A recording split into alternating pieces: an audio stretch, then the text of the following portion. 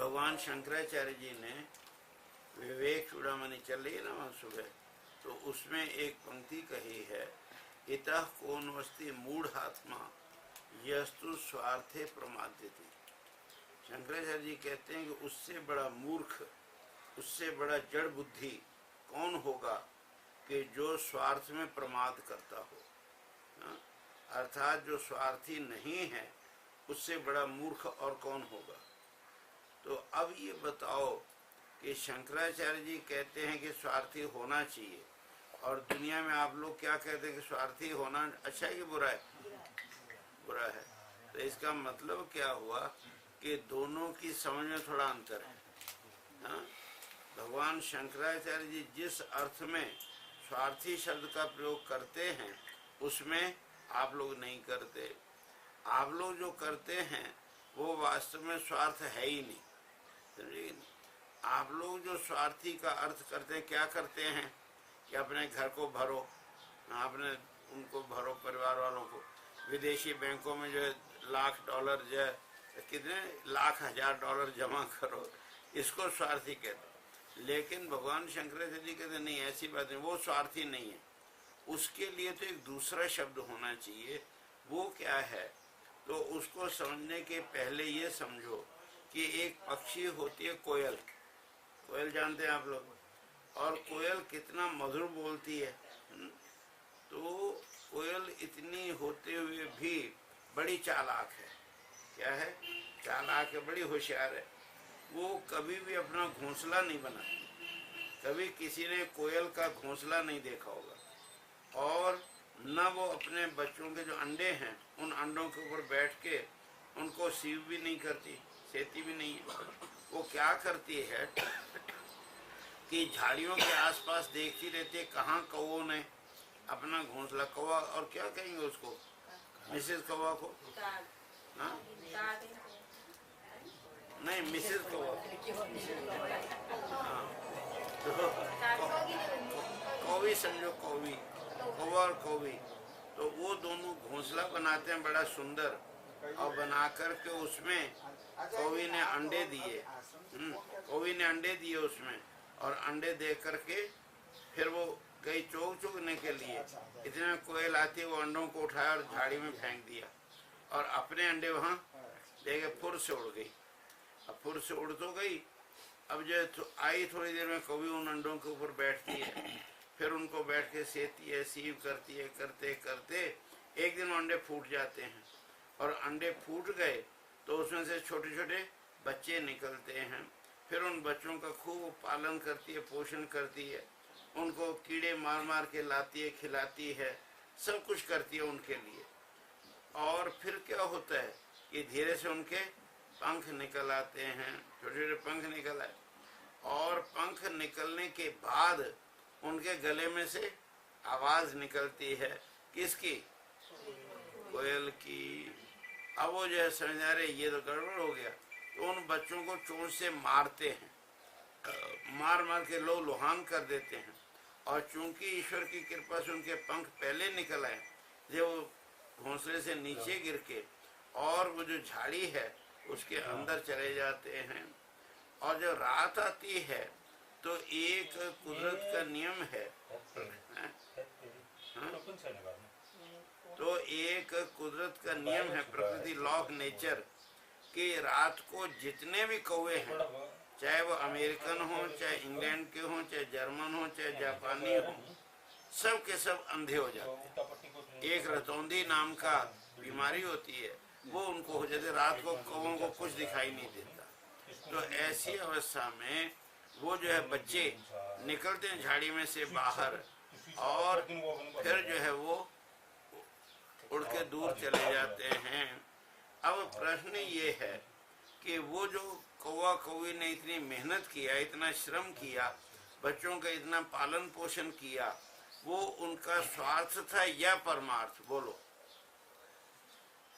बोलो भाई, क्या था? स्वार्थ था या परमार्थ? स्वार्थ भी नहीं था। क्यों? कि उनका ना तो परिवार की वृद्धि हुई, ना अपनी वृद्धि हुई, न कोई जाति की वृद्धि, ना समाज, क्या किसकी वृद्धि हुई? कुछ भी तो नहीं हुआ, है ना कि नहीं? ऐसी अवस्था में उसको स्वार्थ तो कह नहीं सकते। और चलो किसी के भी बच्चों हमने पाला पोसा, ऐसा समझ के अगर वो सेवा करते तो वो परमार्थ होता, लेकिन वो तो करते नहीं, वो तो उनको चोंच से मार मार के लोहान कर देते हैं, तो इसे परमार्थ भी नहीं हुआ। तो क्या हुआ, उसको क्या कहेंगे, न स्वार्थ कह सकते हैं और न परमार्थ कह सकते हैं, तो उसको क्या कहेंगे दिनेश जी, भ्रमार्थ। क्या कहेंगे, भ्रमार्थ। उन्होंने जो कुछ किया वो सब का सब भ्रम ही किया, हो गया इल्यूजन, हो गया इल्यूजन को डिल्यूजन को, तो उसी में उन्होंने सब का सब किया। इसका अर्थ क्या हुआ कि न उन्होंने अपने लिए कुछ किया न दूसरों के लिए कुछ किया, व्यर्थ की मेहनत उनकी गई। इसी प्रकार से भगवान शंकराचार्य जी जिस स्वार्थ की बात करते हैं वो अपने लिए करते हैं, और अपने लिए कोई कब करेगा, हाँ गोप जी, अपने लिए कब करेगा, जब अपने आप को पहचानेगा, लेकिन अपने आप को तो पहचानते नहीं।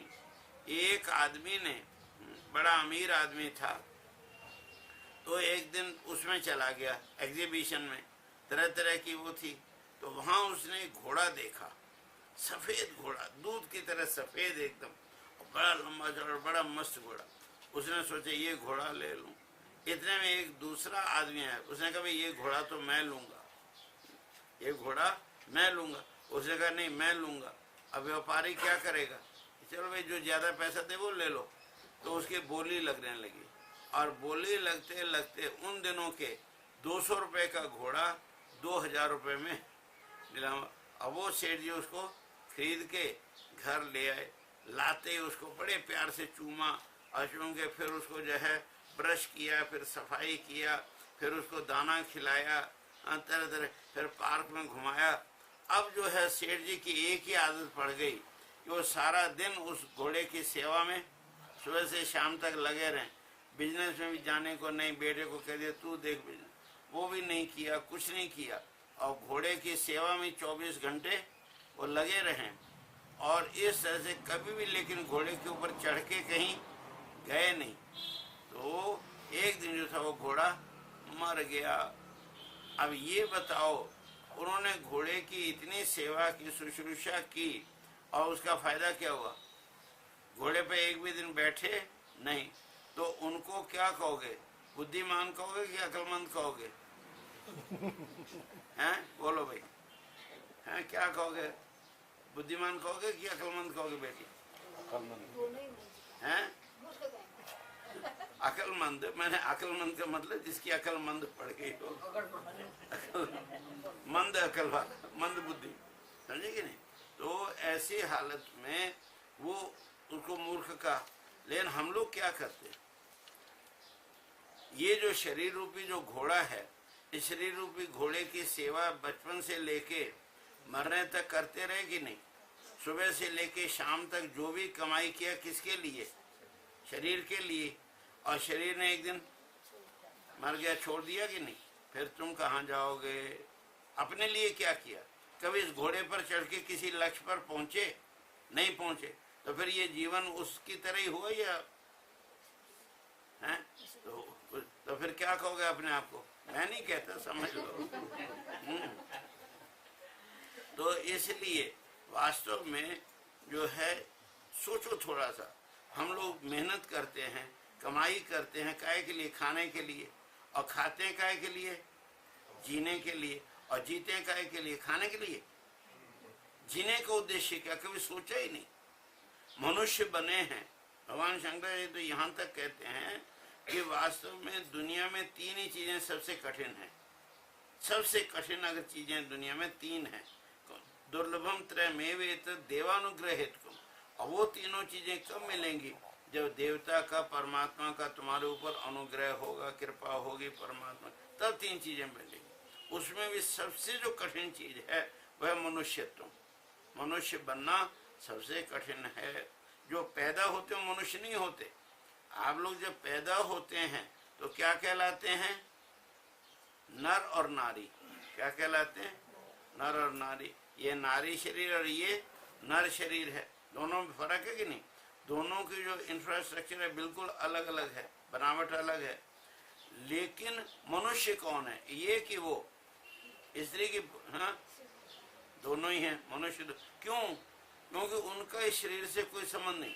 वो जो इस शरीर से ऊपर उठा, जिसने बुद्धि अंत शरीर में प्रवेश किया, बुद्धि का काम किया, वो तो कहलाता है मनुष्य। और जो केवल यहीं तक रह गया, स्थूल शरीर तक, उसको कहते हैं नर और नारी। उसकी शास्त्रों में बल्कि निंदा की गई। जहाँ मनुष्य की प्रशंसा की गई है और नर नारी की निंदा की गई है।